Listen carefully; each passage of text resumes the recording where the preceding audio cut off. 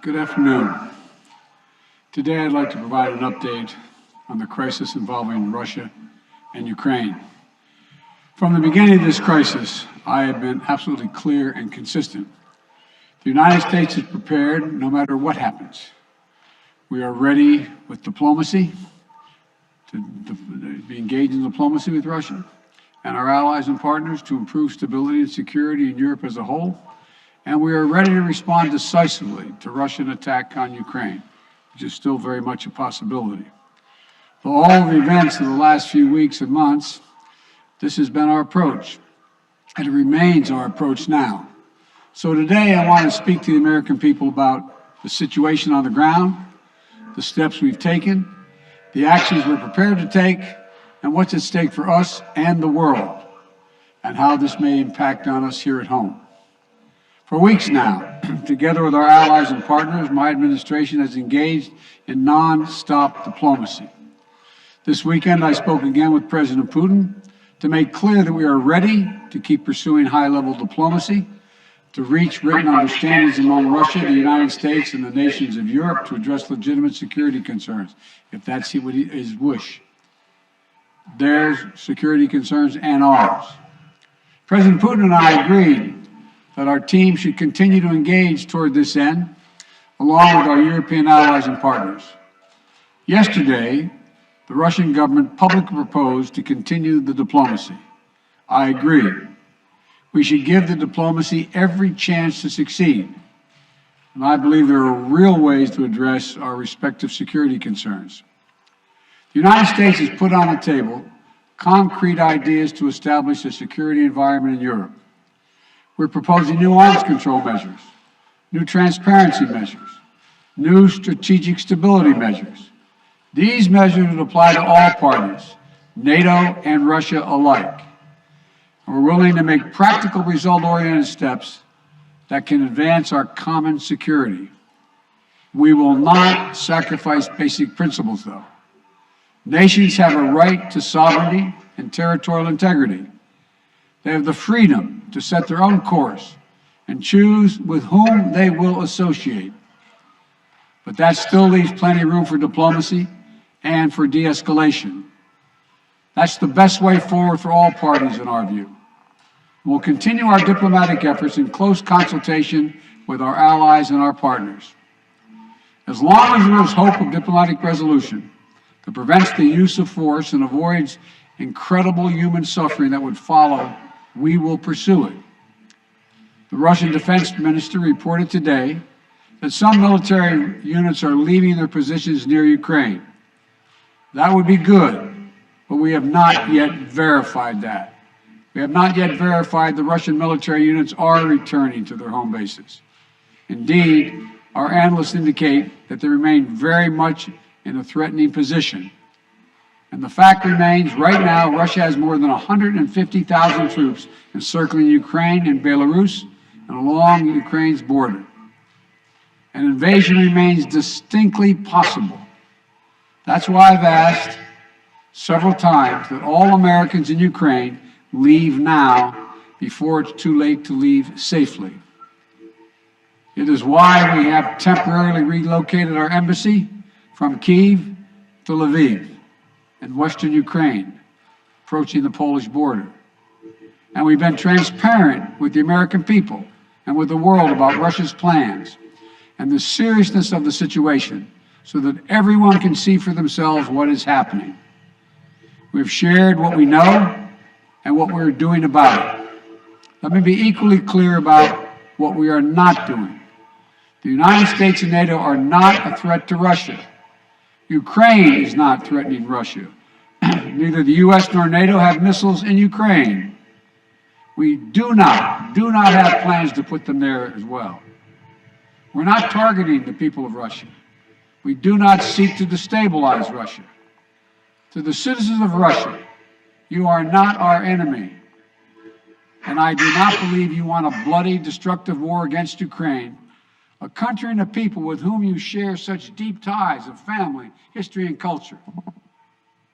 77 years ago, our people fought and sacrificed side by side to end the worst war in history. World War II was a war of necessity. But if Russia attacks Ukraine, it would be a war of choice, or a war without cause or reason. I say these things not to provoke, but to speak the truth, because the truth matters. Accountability matters.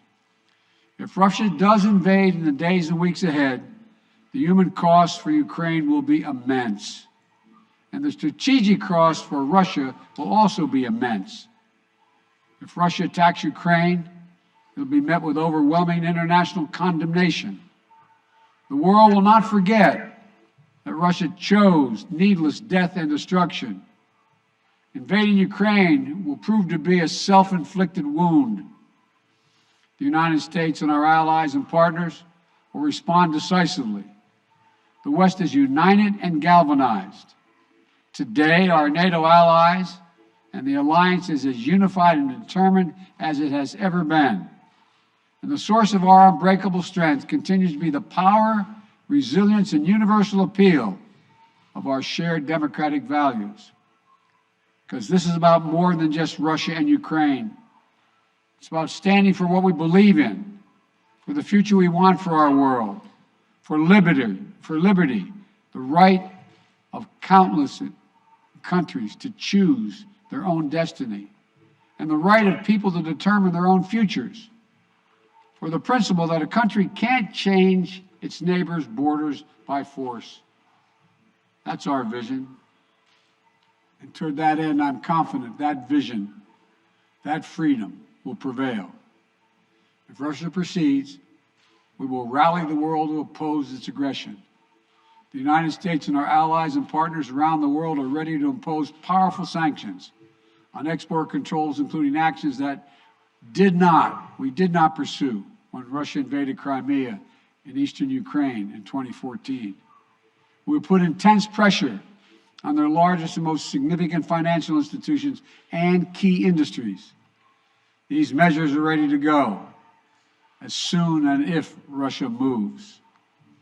We'll impose long-term consequences, will undermine Russia's ability to compete economically and strategically.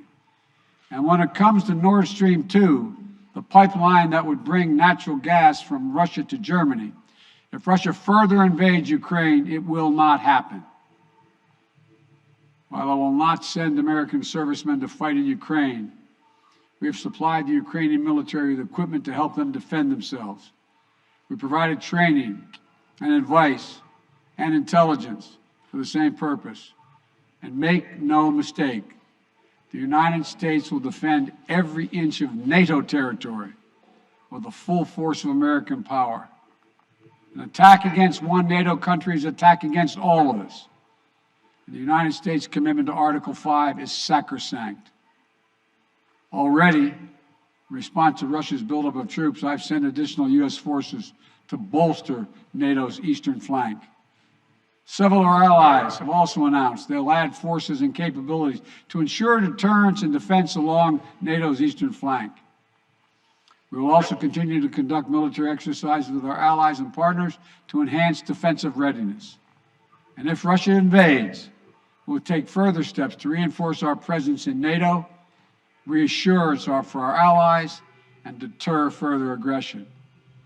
To be clear, if Russia decides to invade, that would also have consequences here at home. But the American people understand that defending democracy and liberty is never without cost. This is a cause that unites Republicans and Democrats. And I want to thank the leaders and members of Congress of both parties who've forcefully spoken out in defense of our most basic, most bipartisan, most American principles. I will not pretend this will be painless. There could be impact on our energy prices. So we are taking active steps to alleviate the pressure on our own energy markets and offset raising prices. We're coordinating with major energy consumers and producers. We're prepared to deploy all the tools and authority at our disposal to provide relief at the gas pump.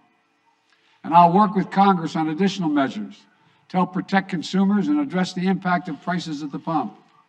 We are not seeking direct confrontation with Russia, though I've been clear that if Russia targets Americans in Ukraine, we will respond forcefully. And if Russia attacks the United States or our allies through asymmetric means, like disruptive cyber attacks against our companies or critical infrastructure, we are prepared to respond. But we're moving in lockstep with our NATO allies and partners to deepen our collective defense against threats in cyberspace. 2 paths are still open. For the sake of historic responsibility, Russia and the United States share for global stability, for the sake of our common future, to choose diplomacy. But let there be no doubt, if Russia commits this breach by invading Ukraine, responsible nations around the world will not hesitate to respond. We do not stand for freedom where it is at risk today, will surely pay a steeper price tomorrow. Thank you. I'll keep you informed. Mr. President, whether or not they are de-escalating. Ukraine as a precursor to a Russian invasion.